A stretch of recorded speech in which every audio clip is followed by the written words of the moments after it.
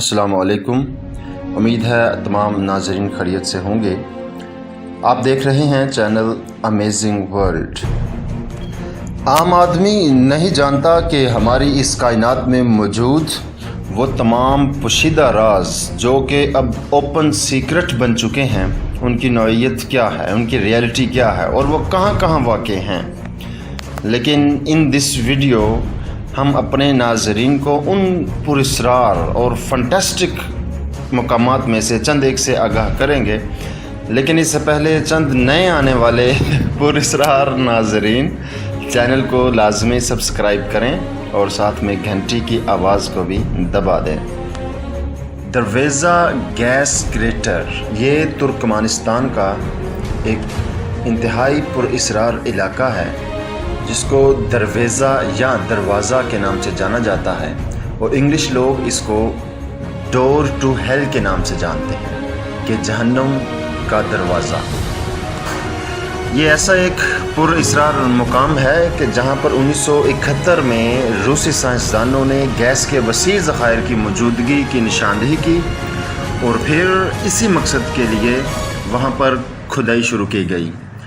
लेकिन 30 मीटर की गहराई में जाने के बाद ज़मीन के सीने से गैस का एक तूफ़ान उभल पड़ा जिसे संभालना मुश्किल हो गया। तो वहाँ इंजीनियर्स ने यह राय दी कि गैस के फैलाव को रोकने के लिए यहाँ पर आग लगा दी जाए, जो कि तोक़ा के मुताबिक तकरीबन चंद हफ्तों के बाद बुझ जाएगी, ख़त्म हो जाएगी।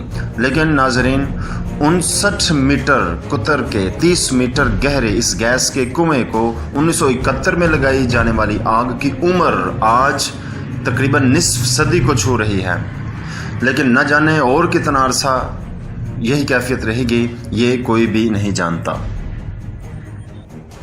पिंक लेक ऑस्ट्रेलिया के मगरब में गोल्ड फील्ड के मुकाम पर एक ऐसा ही अजूबा मौजूद है जिसका इंकशाफ 1802 में हादसाती तौर पर हुआ।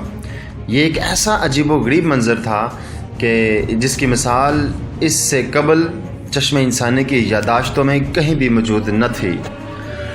गुलाबी रंग के हामिल इस पानी की पुरअसरार झील जिसने दुनिया के अजीम दिमागों को भी उलझा के रख दिया, आज भी अक्ले इंसानी के लिए एक खुले चैलेंज की सूरत में मौजूद है। इसके बारे में मुख्तलिफ साइंसदान मुख्तलिफ तावीलें और मुख्तलिफ तहकीकें पेश करते हैं, लेकिन आज तक किसी भी तावील को, किसी भी तहकीक को हतमी करार नहीं दिया जा सका। और लोग इसकी खूबसूरती को देखने के लिए दूर दराज से सफ़र करके आते हैं और इस खुदा की कुदरत से मलहूस होते हैं। दी वेव एरिज़ोना दुनिया का ये अजूबा भी अमरीकी रियासत एरिज़ोना में वाक़ है, जहाँ पर मुहक्किकीन की तहकीक की रोशनी में 190 मिलियन साल पहले पैदा होने वाली मौसमी तब्दीलियों की वजह से ये अजीबोगरीब रंग की पथरीली चट्टानें वजूद में आई हैं, जिनका मुनफरिद और यूनिक रंग देखने से यूं गुमान होता है कि जैसे ये किसी फ़नकार ने, किसी आर्टिस्ट ने या किसी पेंटर ने पेंट के साथ अपने अफकार को जो है अपने अंदर की खूबसूरती को रंगों के साथ पहाड़ों को मुज़य्यन कर दिया हो। आपको हैरत होगी कि दुनिया के सयाह जो कि इसको देखने के लिए बेचैन रहते हैं, उन सयाहों में से सिर्फ 10 आदमियों को रोज़ाना की बुनियाद पर कुरानंदाजी के साथ यहाँ पर आने की इजाज़त दी जाती है, लेकिन महीनों पहले इसकी एडवांस बुकिंग भी कराई जाती है। द कैपुचिन कैटाकॉम्ब्स नाजरीन इटली के शहर पलम्पो में एक ऐसा हॉल है कि जिसे कैपुचिन कैटाकॉम्ब्स कहा जाता है। इंतहाई पुरअसरार तौर पर यहाँ पर 8000 लोगों के बाक़ियात जो है वो बड़े बड़े ताबूतों के अंदर रखे गए हैं। इन लोगों का ताल्लुक़ ग़ालिबन 18वीं या 19वीं सदी से है। एक फ्रांसीसी मुसन्निफ़ लिखता है कि डेड बॉडीज़ के सर इंतहाई ख़तरनाक नज़र आते हैं।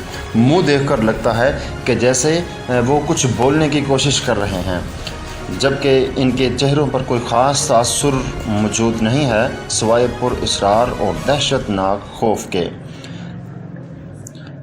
आप इस जगह को विज़िट करने के लिए अतवार के अलावा किसी भी दिन आ सकते हैं, लेकिन इस बात का ख्याल रहे कि कहीं आप इन ताबूतों के बीच کھو نہ جائیں۔ The view Rockinson sculpture park fun land. دوستو تصویر میں نظر آنے والے پر اسرار مجسمے بھی کسی ویران اور اسیبی مقام کا پتہ دیتے ہیں۔ اسے ویو روکنسن نے اپنی تخلیقی صلاحیتوں سے ڈیزائن کیا تھا۔ ویو، جس کے بارے میں کہا جاتا ہے کہ یہ ایک شرمیلی طبیعت کا انسان تھا، یہ اپنی تخلیقی صلاحیتوں کو بہت ہی کم دنیا کے سامنے لایا کرتا تھا، اس لیے ان کا زیادہ تر کام منظر عام پر نہیں آ سکا۔ لیکن یہ عجیب و غریب مجسمے خود ہاتھ سے بنائے گئے مجسمے ہیں۔ ان پر اسرار مجسموں میں لمبے لمبے بازو، بڑے بڑے سر، شیطانی مسکراہٹیں اور سیاہ پھیلی ہوئی آنکھیں نظر آتی ہیں۔ ہماری اصلاح ہے کہ کمزور اعصاب والے اور کمزور دل والے افراد اس جگہ پر جانے سے گریز کریں۔ کلف کیمپنگ۔ دوستو، اگر آپ کو کہا جائے کہ کسی ایسے پہاڑ پر چڑھنا ہے جو بالکل سیدھا ہو اور آدھے راستے میں پہنچ کر آپ کو وہاں کیمپ لگانا ہے، زمین سے سینکڑوں بلکہ ہزاروں فٹ کی بلندی پر لٹکے ہوئے خیمے میں آپ نے سونا ہے اور رات گزارنی ہے، تو آپ کا جواب کیا ہوگا؟ لازمی کمنٹس میں بتائیے گا۔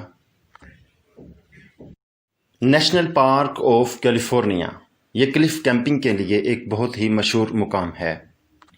اس کے علاوہ آسٹریا، جرمنی اور کولوراڈو میں بھی پہاڑوں کے کچھ ایسے سلسلے پائے جاتے ہیں کہ جن پہاڑوں کی بناوٹ بالکل سیدھی ہے، مگر دنیا کے کچھ سر پھرے کلف کلائمبرز کے لیے ایسے مقامات جنت سے کچھ کم نہیں۔ وہ ان پہاڑوں کے سائڈوں پر زمین سے ہزاروں یا سینکڑوں فٹ اوپر کیمپ لگاتے ہیں اور راتیں گزارتے ہیں، اور میرے خیال میں ایسا وہی کرتے ہیں جن کے دل فولاد کے ہوں۔ کلف کیمپنگ سے ہر سال ہزاروں لوگ اپنی جان سے ہاتھ بھی دھو بیٹھتے ہیں، لیکن پھر بھی یہ سر پھرے اس کام سے باز نہیں آتے۔